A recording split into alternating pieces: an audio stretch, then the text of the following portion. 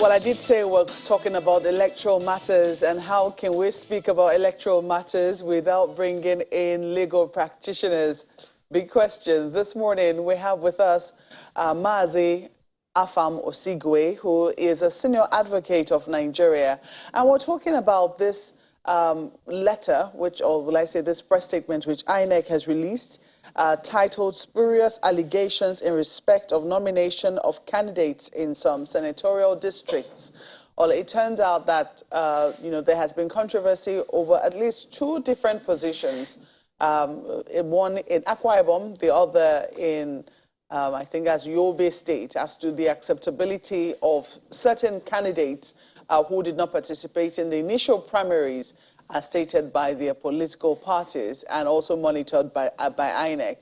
In this case, INEC had already said that they were not accepting these names, but it turned out later on that, information went rife that INEC indeed had accepted the names. But INEC says it stands by, and I'm going to read parts of that statement now. It says, as part of the ongoing case in court, a law firm requested the commission for a certified true copy of the Form EC9 submitted by the All Progressives Congress as its candidate for Akwa Ibom Northwest Senatorial District, which were duty-bound to oblige them under the law. The form was certified on 15th July 2022. If minimum care has been exercised by the promoters of the story, they would have seen the two stamps of the commission bearing different dates on the form. It is this form that is now misconstrued as INEC's endorsement. So it looks like there's been some misinterpretation, even as these matters remain in court. But Section 115 of the Electoral Act continues to remain controversial.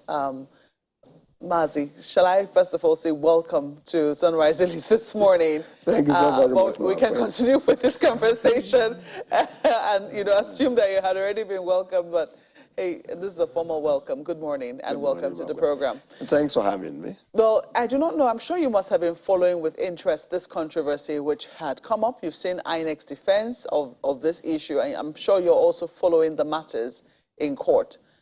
From what you can see, does it look like there is any, tinge of a chance that these cases could be resolved in favor of the political parties, even as they're agitating that the names of the candidates which they want to present should be allowed into the portal of INEC? Thank you, Maugwe. Now, because these matters are in court, I will not make any specific reference to them, but I will speak generally.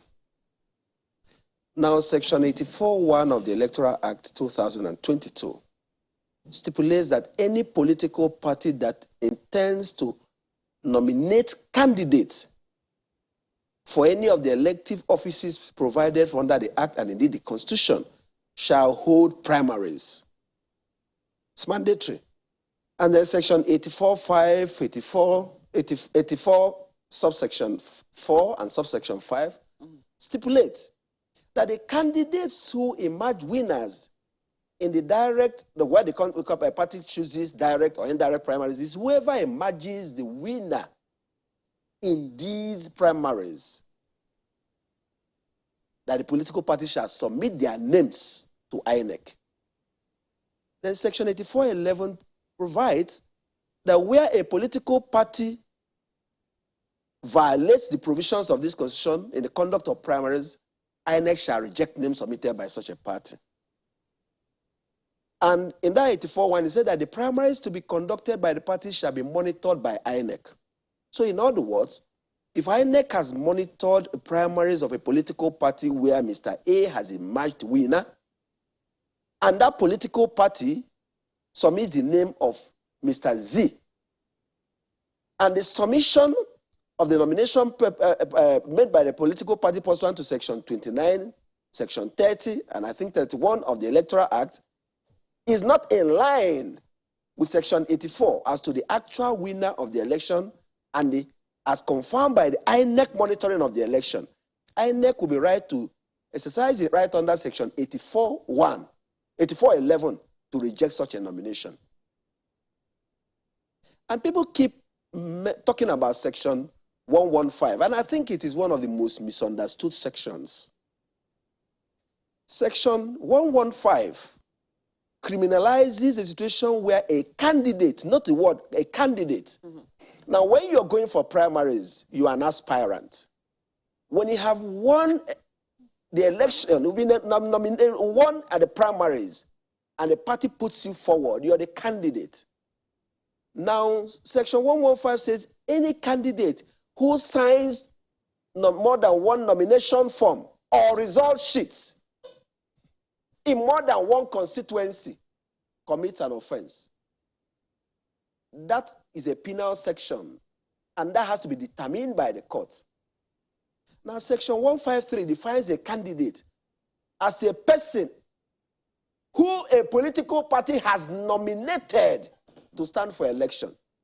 So at the point you are an aspirant, you're not a candidate, and section 115 will not apply to you.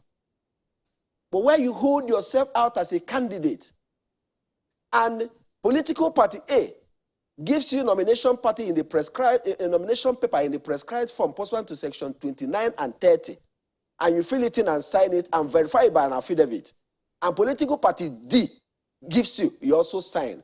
That is the kind of situation section 115 is talking about. It's not talking about a situation where a candidate has picked nomination form to contest for presidency and also picks for Senate or House of Reps. That is not what that's said. So it is one of the most misconstrued sections.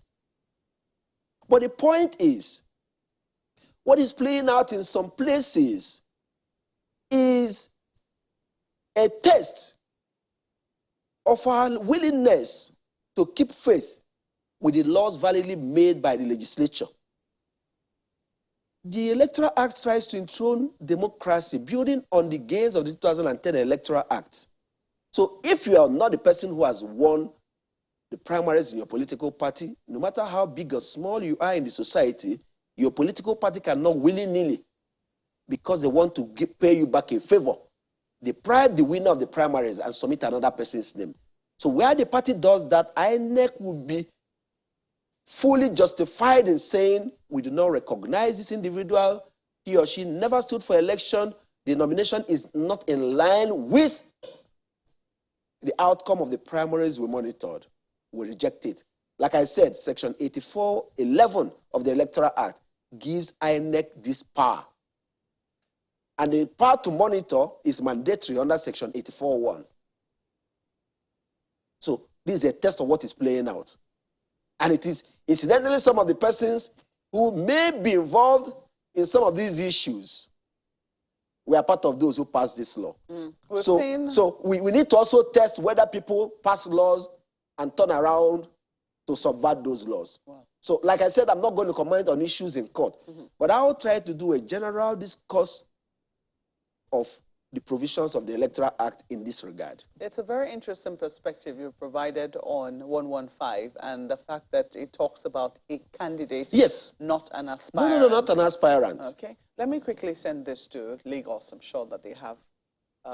Yeah, so, Mr. Osigwe, your interpretation of Section 115, I mean, suggests to some that, wait a minute, does it mean that an aspirant can pick up two separate forms or more than one form at least for two different constituencies or positions, say, for instance, House of Reps or Senate or House of Reps or Senate or presidency, for instance? Wouldn't that defeat the intent of the law?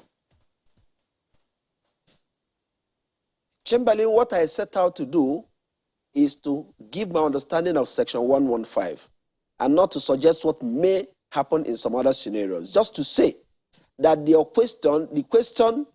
scenario as contained in your question is not envisaged by Section 115 and is not criminalized by the same.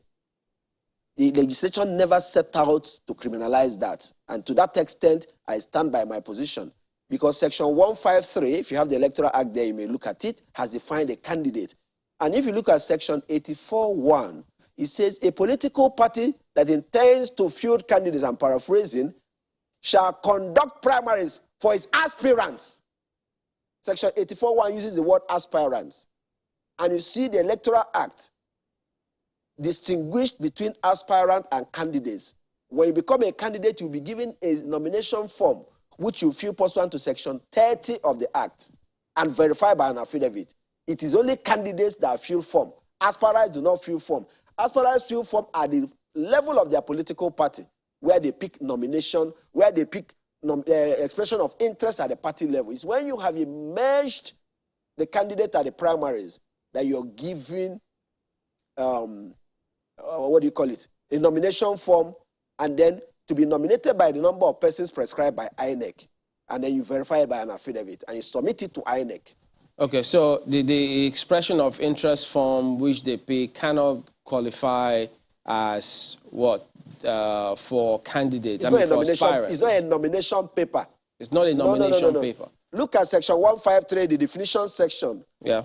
What it says, a candidate, and I repeat again, is a person who has been nominated by a political party. It did not say, it did not include an aspirant. Yeah, I see here, I mean, an aspirant, section 152, aspirant means a person who aspires or seeks. Well, in this act, 152 is what talks about, this is where, that's where this definition is.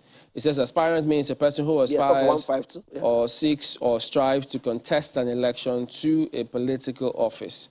And so that is when it has to do. Then a candidate means a person who has secured the nomination of a political party to contest an election for any elective office. So if that were the case, what do you think the intendment of the drafters were for that particular section 115 then? The law is very, an interpretation of statutes is very simple. If the provision of the statute is very clear, you give it its literal interpretation.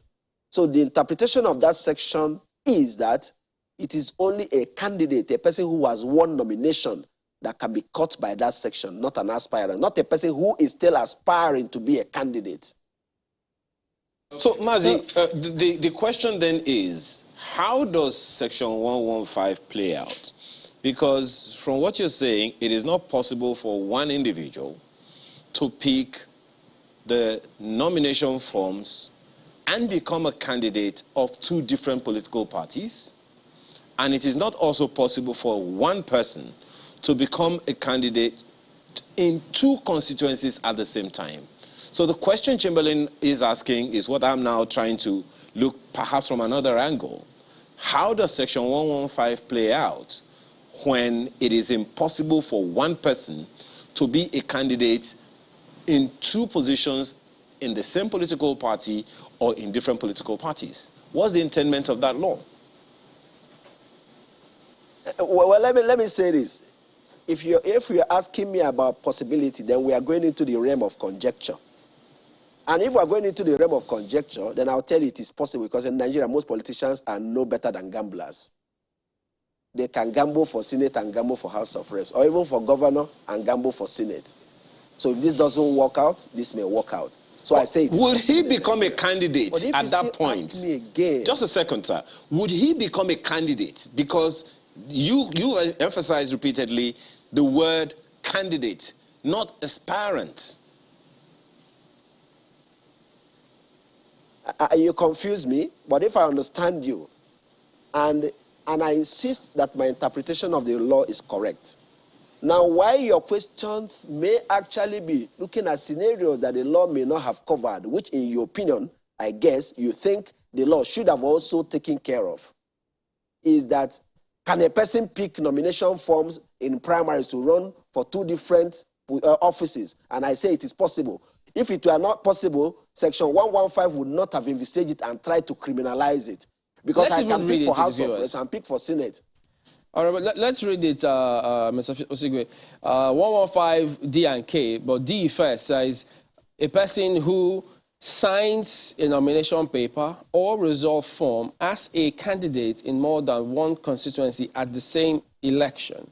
Then K says signs a nomination paper consenting to be a candidate at an election, knowing that he or she is ineligible to be a candidate at that election, commits an offense, and is liable on conviction to a maximum term of imprisonment for 2 years. So does a candidate fill nomination form after being a candidate? No. Chamberlain, I take you again to section 30. It is when you have won primaries that the nomination form is given to you. And the section 29 says that nomination form will be in a prescribed form by INEC. It is that nomination form that is being referred to.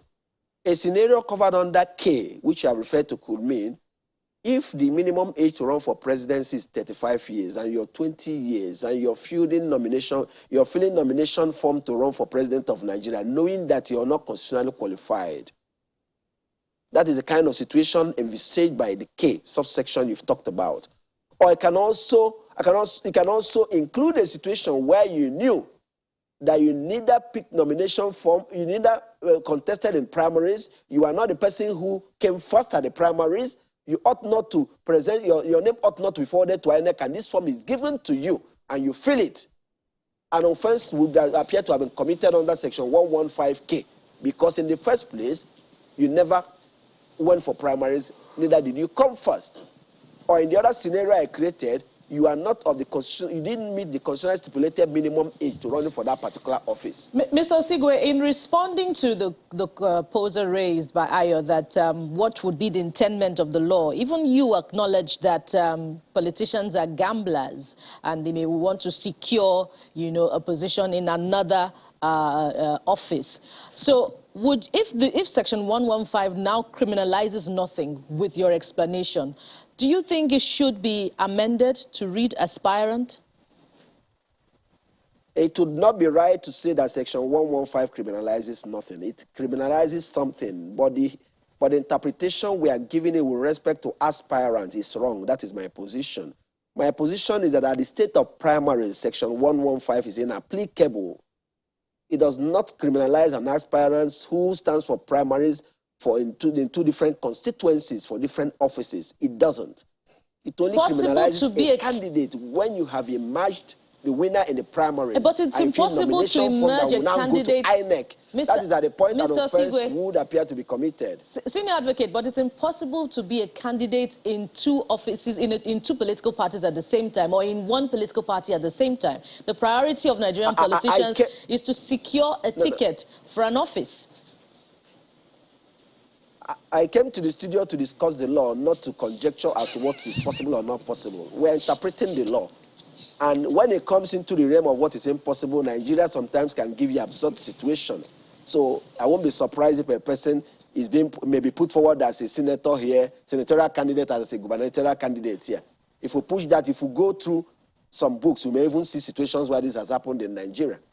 So I do not even if I'm to conjecture with you, it is not impossible.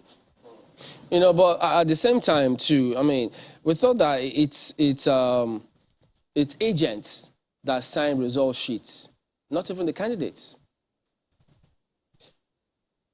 Well, I didn't draft that law, and I didn't know why they said a candidate who signs result sheets. So the drafters must have had an idea why they thought in some cases a candidate may have to sign result sheets. The agents signed them. So. But for whatever reason, they thought it was important to provide for it. Yeah, so do you think it's loosely drafted? Such a candidate signs it, then an offense would be committed. Would it be fair to say that this might have been, it's loosely drafted? I have that same impression about certain provisions of this Electoral Act. If, for example, you look at the place that talks about disqualification and aspirant can sue, they said, there's a place that the provision where they said the Electoral Act stipulates that if a person who has presented some information that an aspirant in that election can go to court, and the court can disqualify him as a candidate in that election and declare the person that won the second highest number of votes winner. It's a bit ambiguous as to, is it to declare, to void his candidacy before the election takes place? Or the person to be declared winner, the person that came second in the primaries in his own political party? So there are some bit of, there are a few examples of inelegant drafting in that act. And I'm not here to discuss the draftmanship of that law, but some sections, some subsections could have been better drafted for clarity. Well, we understand that the National Assembly, some members have saying that, it looks like there could be danger ahead if it is interpreted in a certain manner, especially the section 115, especially those who lost out in maybe the original political party and defected to another one to quickly buy the form there and to see if they could get a position. So maybe your interpretation will work for them. If it doesn't work, I mean, assuming that is not the side taken by the law, and it doesn't work in their favor, they're already seeking how they can amend it. Is it too early days yet to be looking at amending the law? It's not about my interpretation. It is what the law provided. Well, we know that. I mean, and this law did not set out to say that if you lost in Party A, yes, you can't move over to Party B to emerge a candidate. If, for example, I lost in Party A, or for some reason after losing in Party A, circumstances arise that make me decide to defect. Yes. And the candidate who has been nominated in Party C meets the condition, dies, or voluntarily withdraws, such that that party is mandated to hold a fresh primaries within 14 days. And maybe he was the only person that stood for primaries in that party. And I quickly pick up expression of interest and present myself. It is not affected by section 115. Well, they want to be sure. I think that's why. If they want, I give them a legal opinion and they pay for it. Okay. But speaking on a public space, they are not affected. That is not the intent of section 115. They are not candidates. We'll see how matters eventually pan out in court. I'll be shocked if it turns out otherwise. Okay, we'll see how eventually it goes. But we have to thank you for sharing your opinion with us on Sunrise Elite this morning. Mazi Afam Osigwe is the Senior Advocate of Nigeria. Thank you once again. Thank you so very much, ma'am.